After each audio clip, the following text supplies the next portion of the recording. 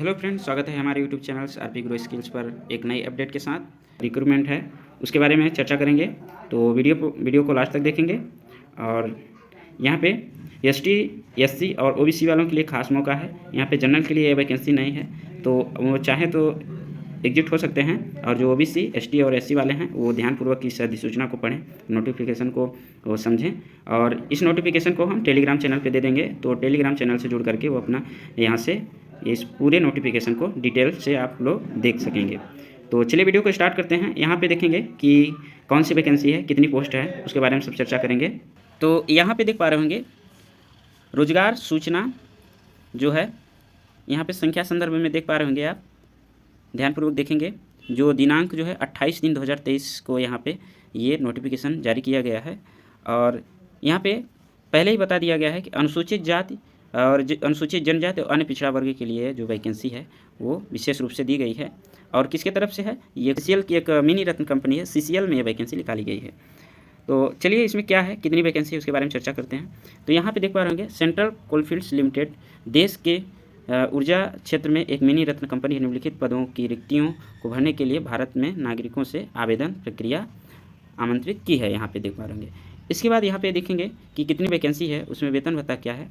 तो देख पा रहे होंगे जो माइनिंग सरदार है, माइनिंग सरदार यहाँ पे ग्रेड जो है सी ग्रेड की ये जो वैकेंसी है, इसमें कुल वेतन यहाँ पे देख पा रहे होंगे 31,852.56 इस प्रकार से आपका यहाँ पे जो है वेतन दिया जा रहा है। और यहाँ पे जो अन्य पिछड़ा वर्ग के जो नॉन क्रीमी लेयर एनसीएल, यहाँ पे कुल कितने पोस्ट हैं, 5 पोस्ट हैं।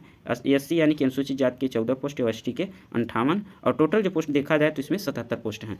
अब आगे देख पा रहे होंगे यहाँ पे जो इलेक्ट्रीशियन का पोस्ट है वो उनको टेक्नीशियन बोला जाता है, तो वह कैटेगरी 4 की ये वैकेंसी है। और यहाँ पे जो उनका वेतन भत्ता है वो प्रतिदिन के हिसाब से यहाँ पे बताया गया है 1087 रुपये और 17 पैसे, ये पर डे के हिसाब से एक दिन में आपको इतना मिलेगा। और यहाँ पे वैकेंसी जो अन्य पिछड़ा वर्ग के लिए है वो 3 वैकेंसी है, और एससी के लिए यहाँ पे 29, और जो एसटी हैं उनके लिए 94 पोस्ट, और टोटल मिला के 126 पोस्ट यहाँ पे दिए गए हैं। आगे देखें यहाँ पे जो डिप्टी सर्वेयर हैं, डिप्टी सर्वेयर इसमें ग्रुप सी की ये पोस्ट है, ग्रेड सी की। और इसमें जो वेतन भत्ता है वो देख पा रहे होंगे यहाँ पे ये 31,852 रुपये इसमें 56 पैसे, इतना जो है आपका मासिक वेतन यहाँ पे दिया जा रहा है।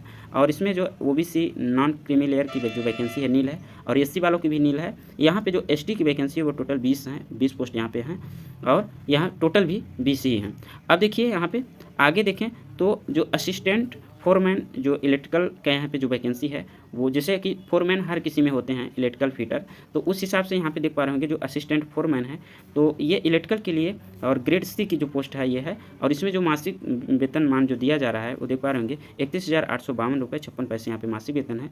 और जो वैकेंसी है वो ओबीसी के लिए 7 पोस्ट है, 7 पोस्ट है, और जो एससी कैटेगरी की पोस्ट है वो 23 पोस्ट, एसटी में 77 पोस्ट, टोटल देखा जाए तो 107 पोस्ट है। और यहाँ पे टोटल रिक्ति देखा जाए तो यहाँ पे ओबीसी के लिए यहाँ पे 15 पोस्ट, एससी के लिए 66, और ये वहीं पर एसटी के लिए ज़्यादा पोस्ट है 249 पोस्ट, और टोटल 330 पोस्ट यहाँ पे जो है सीसीएल की तरफ से निकाला गया है। अब देख पा रहे होंगे यहाँ पे किस प्रकार से जो है क्या योग्यता रहनी है उसके बारे में चर्चा करेंगे। और भी नोटिफिकेशन हैं यहाँ पे जो ये नोट दिए गए हैं, इन सभी को आप जो है हमारे टेलीग्राम चैनल से पीडीएफ डाउनलोड करके सब रीड कर लेंगे, आपको सारी प्रक्रिया यहाँ पे और समझ में आ जाएगी। अब यहाँ पे देखते हैं जो योग्यता है, मेन रूप से योग्यता क्या है उसके बारे में चर्चा कर लें। तो योग्यता हम देख पा रहे होंगे जो माइनिंग सरदार यानी कि माइनिंग सरदार की जो वैकेंसी है वो क्या, उसकी क्या योग्यता रहनी है। तो यहाँ पे देख पा रहे होंगे जो न्यूनतम आवश्यक योग्यता है उसमें पहली योग्यता है कि किसी मान्यता प्राप्त परीक्षा बोर्ड से मैट्रिक या इसके समकक्ष पास आउट होना चाहिए। और कोल खान अधिनियम 2017 के अनुसार खान सुरक्षा महानिदेशालय से स्वीकृत मान्य माइनिंग सरदार प्रमाण पत्र और अन्य प्रमाण पत्र जो कोयला खान से, और वो भी 2017 के अंतर्गत माइनिंग सरदार के लिए कार्य में स्वीकृत हो। और सी नंबर जो और यहाँ पे देख पा रहे होंगे जो सी नंबर में है वो यहाँ पे मान्य गैस परीक्षण प्रमाण पत्र आपके पास होना चाहिए, तो ये भी आपका सर्टिफिकेट होना चाहिए। उसी प्रकार यहाँ पे देख पा रहे होंगे जो डी नंबर यानी चौथा आपके पास क्या योग्यता होनी चाहिए कि मान्य प्राथमिक चिकित्सा प्रमाण भी यहाँ पे होना चाहिए, प्रमाण पत्र आपके पास होना चाहिए। यदि वो है तो ठीक है, नहीं तो यहाँ पे ये भी रहेगा तो चलेगा। यहाँ पे देख पा रहे होंगे किसी भी मान्यता प्राप्त बोर्ड से मैट्रिक पास होना चाहिए, और किसी भी मान्यता प्राप्त माइनिंग इंजीनियरिंग का जो 3 वर्ष का डिप्लोमा होता है वो आपके पास यहाँ पे होगा, तो भी आप यहाँ पे फॉर्म अप्लाई कर सकते हैं। और तीसरे नंबर पे यहाँ पे देख पा रहे होंगे जो वही जो आपको पहले बता चुके हैं, कोयला खदान अधिनियम 2017 के अंतर्गत आपको माइनिंग सरदार के लिए ये प्रमाण पत्र स्वीकृत होना चाहिए, तो आप यहाँ पे जो है फॉर्म अप्लाई कर पाएंगे। और आगे देख पा रहे होंगे यहाँ पे जो चौथे नंबर पे है मान्य गैस परीक्षण प्रमाण पत्र, और 5वें नंबर पे मान्य प्राथमिक चिकित्सा प्रमाण पत्र ये आपके पास होना चाहिए। तो ये जो है देख पा रहे होंगे यहाँ पे आपके माइनिंग सरदार की जो वैकेंसी के लिए जो योग्यता है ये निम्न प्रकार से यहाँ पे है। आगे देखें यहाँ पे जो देख पा रहे होंगे जो इलेक्ट्रीशियन नॉन एक्सकेवेशन टेक्नीशियन, जो टेक्नीशियन की वैकेंसी है उसमें क्या योग्यता रहनी है, तो यहाँ पे इसके बारे में यहाँ पे देख, यहाँ पे जो पहली योग्यता है किसी भी मान्यता प्राप्त परीक्षा बोर्ड से मैट्रिक या इसके समकक्ष इलेक्ट्रीशियन ट्रेड में आपका ITI होना अनिवार्य है। उसके साथ आपको 1961 के तहत शिक्षुता प्रशिक्षण जरूर पूर्ण होना चाहिए, यानी कि आपके पास अप्रेंटिसशिप का जो है प्रमाण पत्र होना जरूरी है। अब इसके बाद जो तीसरे नंबर की जो योग्यता है इसमें क्या मांगा गया है, भारतीय विद्युत नियम के अंतर्गत खदानों के लिए यह जो LAT परमिट या 440 और 550 वोल्ट का उसके रेंज में आपको वहाँ पे कार्य करने का जो प्रमाण पत्र है वो वहाँ पे आपका बना होना चाहिए, जो एक तरह से लाइसेंस बोला जा सकता है कि लाइसेंस वो आपका वहाँ पे होना चाहिए।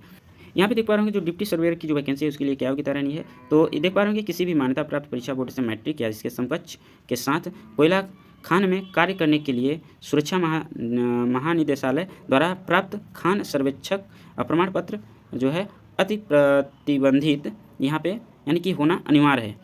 तो इस प्रकार से ये जो डिप्टी सर्वेयर की जो योग्यता है। आगे देखें यहाँ पे असिस्टेंट जो फोरमैन की वैकेंसी है उसकी योग्यता यहाँ पे क्या रहनी है, तो किसी भी मान्यता प्राप्त परीक्षा बोर्ड से मैट्रिक या उसके समकक्ष होना चाहिए, और इलेक्ट्रिकल इंजीनियरिंग से मान्यता प्राप्त जो है आपके पास जो है डिप्लोमा होना चाहिए, जो 3 वर्ष का डिप्लोमा होता है वो आपके पास होना चाहिए। वही और बी नंबर इसकी ये योग्यता और होनी चाहिए, यहाँ पे देख पा रहे होंगे जो इलेक्ट्रिकल सुपरवाइजरशिप प्रमाण पत्र जो खदानों के लिए वैध हो, तो यानी कि ये खदानों के लिए जो है आपका सुपरवाइजर का एक प्रमाण पत्र होता है वो भी आपके पास यहाँ पे होना चाहिए। तो जिनके पास ये योग्यताएं हैं वो फॉर्म को बड़े सावधानीपूर्वक यहाँ अप्लाई कर लेंगे। और देख पा रहे होंगे जिनके पास कोई प्रमाण पत्र ना हो तो अगर संभव हो तो बनवा सकते हैं, और जो योग्यता रखते हैं वो यहाँ पे फॉर्म को अप्लाई कर सकते हैं। तो इस प्रकार से नोटिफिकेशन में योग्यता है, वेतनमान आपको बता ही दिए हैं, और जो कितनी वैकेंसी है उसके बारे में चर्चा कर दी है। आगे देखिए यहाँ पे आय सीमा की छूट के बारे में चर्चा करें, जो एज लिमिट रिलैक्सेशन है वो कितना है, तो देख पा रहे होंगे कम से कम आपका 18 वर्ष होना चाहिए यहाँ पे। और उसके बाद यहाँ पे जो अनुसूचित जाति को है वो 35 वर्ष तक के अभ्यर्थी यहाँ पे फॉर्म को अप्लाई कर सकते हैं, और जो अन्य पिछड़ा वर्ग नॉन क्रीमी लेयर के अभ्यर्थी हैं वो कुल जो है 33 वर्ष तक वो अप्लाई कर सकते हैं। और इसके बाद यहाँ पे वैसे विभागीय अभ्यर्थी कोल इंडिया लिमिटेड और उसकी सहायक कंपनियों में कार्यरत अभ्यर्थी हैं जो न्यूनतम आवश्यकताएं को पूर्ण कर रहे हों और उनके लिए निर्धारित आयु सीमा नहीं है, यानी कि जो पहले से वहाँ पे कार्यरत हैं उनके लिए जो है आयु सीमा कोई निर्धारित नहीं किया गया है कि कितना होना चाहिए। परंतु यदि वे शॉर्ट लिस्ट होते हैं तो उन्हें अपने कंपनी के समक्ष अधिकारी द्वारा दिए गए प्रारूप में जो है निर्गत अनापत्ति प्रमाण पत्र जमा करना होगा, यानी कि जो पहले से कार्यरत हैं वो वहाँ पे एक प्रमाण पत्र जो है एक तरह से घोषणा प्रमाण पत्र आपको वहाँ पे जमा करना होगा। देखेंगे यहाँ पे जो आवेदक जो शुल्क है वो आवेदन शुल्क कितनी है, तो देख पा रहे होंगे यहाँ पे जो है वे अभ्यर्थी जो अन्य पिछड़ा वर्ग नॉन क्रीमी लेयर के आते हैं वहाँ पे 200 रुपये उनका जो है आवेदन शुल्क लगेगा। यहाँ पे देख पा रहे होंगे जो अनुसूचित जाति अनुसूचित जनजाति अभ्यर्थियों को आवेदन शुल्क के भुगतान में छूट है, परंतु उन्हें आवेदन शुल्क में छूट के लिए समक्ष अधिकारी द्वारा निर्गत अनुसूचित जाति एवं जनजाति प्रारूप प्रमाण पत्र होना चाहिए, यानी कि जिनके पास जात प्रमाण पत्र है ST SC का वही उनको ही यहाँ पे छूट मिलेगा, और उन्हीं को यहाँ पे जो है तो उनका फीस यहाँ पे नहीं लिया जाएगा। आगे देखें यहाँ पे देख पा रहे होंगे जो विभागीय अभ्यर्थी हैं उनके लिए क्या मापदंड रखा गया है, तो ये जो है आवेदन शुल्क में छूट दी जाएगी, परंतु वे शॉर्ट लिस्ट होते हैं तो अपनी कंपनी के समक्ष अधिकारी के दिए गए प्रारूप में निर्गत अनापत्ति प्रमाण पत्र वहाँ पे जमा करना होगा। और यहाँ पे जो चयन प्रक्रिया है वो किस प्रकार से है देख पा रहे होंगे। चयन प्रक्रिया में सभी पदों में चयन कंप्यूटर बेस्ड जो है CBT टेस्ट होगा, उसके आधार पर यहाँ पे चयन प्रक्रिया होगी, और योग्य अभ्यर्थी को रांची जमशेदपुर धनबाद और हजारीबाग के किसी भी परीक्षा केंद्र में CBT ये जो है एग्जाम को देना होगा, यानी कि कहाँ पे जो आपका सेंटर रहेगा वो कहाँ रहेगा देख पा रहे होंगे। यहीं पे बता दिया गया है कि जमशेदपुर धनबाद और हजारीबाग इन 3-4 जगहों पे आपका जो CBT होना है वहीं पे आपका सेंटर रहेगा। तो सेंटर की भी समस्या यहाँ पे दूर हो गई कि कहाँ पे सेंटर रहना है, तो देख पा रहे होंगे जमशेदपुर धनबाद और हजारीबाग में आपका सेंटर रहना है। और सेकेंड पॉइंट में यहाँ पे किस प्रकार से जो चयन प्रक्रिया है, अभ्यर्थी को कंप्यूटर बेस्ड CBT में मात्र उनके आवेदन में योग्यता की घोषणा के अनुसार भाग लेने दिया जाएगा, और अभ्यर्थी की घोषणा की जांच दस्तावेज सत्यापन जिससे कि उनके उस पद हेतु योग्यता स्थापित हो CBT के परिणाम घोषित होने के पश्चात ही होगा, यानी कि पेपर में जो पास होंगे उन्हीं को यहाँ पे जो है लिया जाएगा।